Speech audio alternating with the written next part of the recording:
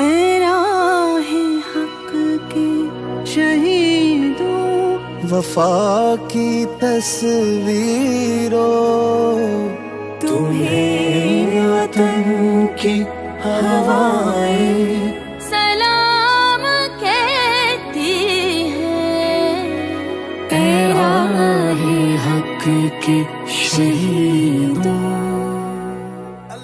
پاک فوج کے جرت مند جری سپوتوں کی میتوں کو کاندھا دینے کے لیے صدر مملکت آصف علی زرداری اور سپہ سالار جنرل عاصم منیر چکلالہ پہنچے۔ انہوں نے شہداء کے والدین اور اہل خانہ کو گلے سے لگا لیا۔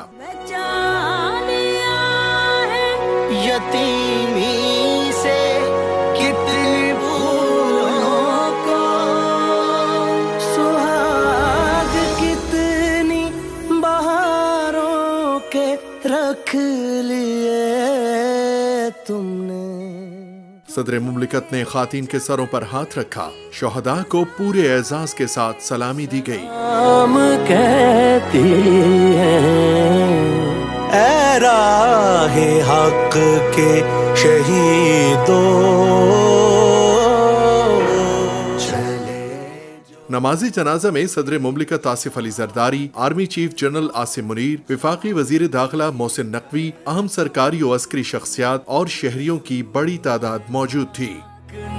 باہوں میں لے لیا ہوگا علی تمہاری شجاعت پہ جھومتے ہوں گے۔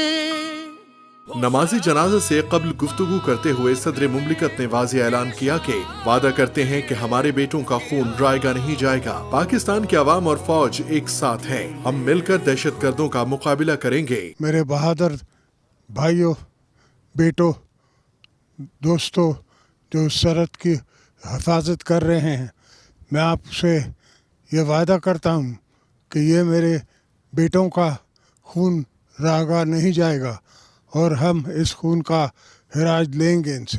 شمالی وزیرستان کے علاقے میر علی میں دہشت گردوں نے سیکیورٹی فورسز کی چوکی پر حملہ کیا۔ دراندازی کی ابتدائی کوشش کی ناکامی پر بارود سے بھری گاڑی پوسٹ سے ٹکرا دی۔ خودکش بم حملے میں چھت منہدم ہونے سے 5 جوان شہید ہو گئے۔ جوابی کارروائی میں تمام 6 دہشت گرد مارے گئے۔ لیفٹیننٹ کرنل سید کاشف علی اور کیپٹن محمد احمد بدر جوابی کارروائی کے دوران کلیئرنس آپریشن کرتے ہوئے شہید ہو گئے۔ اے راہ حق کے شہیدوں،